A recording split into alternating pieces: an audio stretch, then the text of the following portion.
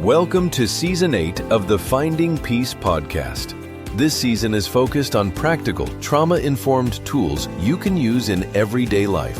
When emotions run high, relationships feel heavy, or your nervous system needs support. Short episodes designed to help you find more peace, joy, and connection, one moment at a time. Please welcome the host of the Finding Peace podcast, best-selling author, psychotherapist, and speaker, Troy L. Love. If healing attachment wounds feels unsettling, confusing, or even a little threatening, nothing is going wrong. In fact, something might finally be going right. Because one of the most disorienting parts of growth is that it doesn't always feel like relief. Sometimes it feels like anxiety. Sometimes it feels like doubt. And sometimes it even feels like danger. Let me tell you about a woman. Let's call her Sarah. Sarah had spent most of her adult life in relationships where she felt like she had to earn love. She wrestled with that core belief that she is worthy of love and belonging just because. She was hyper-aware, always reading the room, always adjusting herself. If somebody pulled away, she would lean in. If somebody got upset, she would take responsibility and own all of the disruption and put it all on herself. If something fell off, she assumed that it was her fault. And she got really good at it. So good, in fact, that from the outside, her relationships looked stable. But inside, she was exhausted. And then something changed. She started doing the work. She began recognizing her attachment wounds, especially abandonment and rejection. She began to understand the negative core beliefs that are intrinsically tied to those wounds, and she began to rewrite them. She started noticing her shadows of shame, always adapting, always showing up, always whispering messages that weren't really helpful. And slowly something began to emerge. She stopped over-explaining. She stopped chasing. She started saying things like, "This doesn't feel good to me. I need some time to think about this. I don't think I'm going to take responsibility for that." And for a moment, it felt empowering. But then something unexpected happened.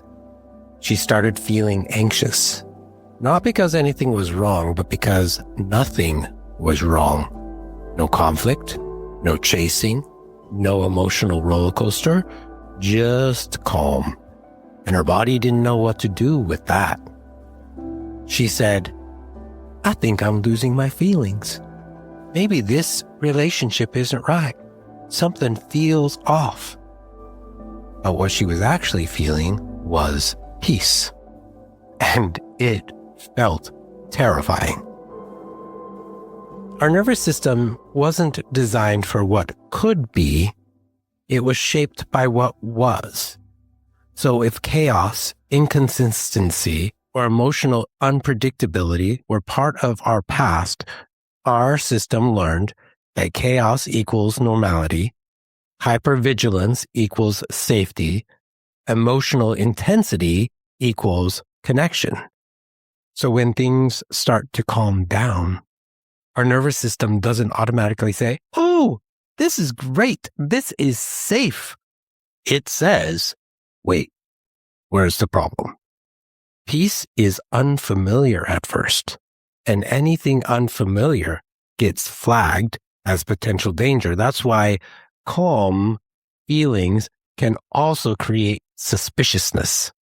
Stability can feel boring, and healthy connection can feel really vulnerable. Not because it's unsafe, but because it's new territory. It's unfamiliar. And this is one of the most important things I want you to understand. Growth often registers as danger before it registers as freedom. Let me say that again. Growth often feels uncomfortable, uncertain, dangerous, vulnerable before it feels like peace. And that's why people sabotage progress right before a breakthrough. Right when things start to stabilize, they pick a fight, or they pull away, or they question everything, or they go back to old patterns that feel predictable even though they're unhealthy. Not because they don't want peace, but because their nervous system hasn't learned what to do with peace yet. From a finding peace perspective, that's where the shadows usually show up. The judge says, "This isn't right. Something's missing. What didn't you do?" The politician says, "Just pretend that everything's fine and pay no attention to the feelings behind the curtain." The impotent one says, "This peace isn't going to last. I don't even know why you get all excited about it." And the rebel says, "This is boring. You need some intensity in your life." And underneath it all is a nervous system trying to protect us from something that it doesn't feel comfortable with. So here's another way of looking at it. Discomfort doesn't mean that we need to stop the progress that we're making as we continue to do wound care around our attachment wounds. It may mean, however, that we go slower, with awareness, with support, with intention. And so when our judge shows up and says, "Something's wrong, what did you do?" we might say, "Actually, nothing's wrong. It just feels a little bit unfamiliar right now. What about this feels uncomfortable for me?" And when we ask that question, it may open up some exploration for ourselves. Because if it's unfamiliar, then our job isn't to escape it. Our job is actually to understand that unfamiliarity is a sign that our brain is learning things. It's uncomfortable. It feels weird. And yet, if we stay with it long enough, our nervous system will catch up. And that is where healing attachment wounds really happens.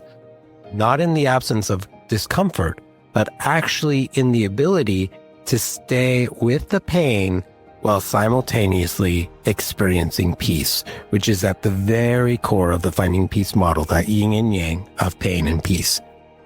It requires our ability to stay grounded in both parts.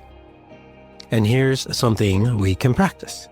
When we notice that uneasy feeling is showing up, especially when things have been calm or wonderful or serene, pause.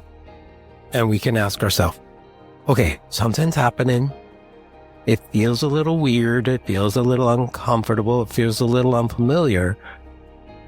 But am I still safe? And then bring your attention to your body. Feel your feet on the ground.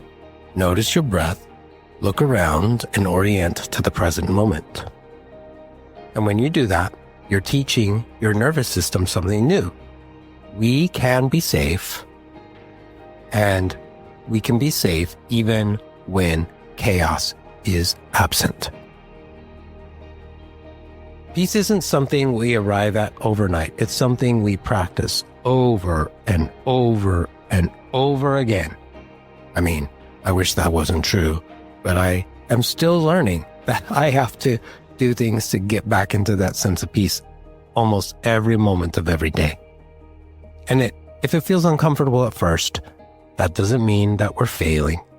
It means we're stretching beyond what our nervous system has known. So, be kind to yourself. Be patient. Go slower if you need to. Find support. Reach out. Stay grounded. And remember, peace does not require perfection. It only invites us to continue practicing.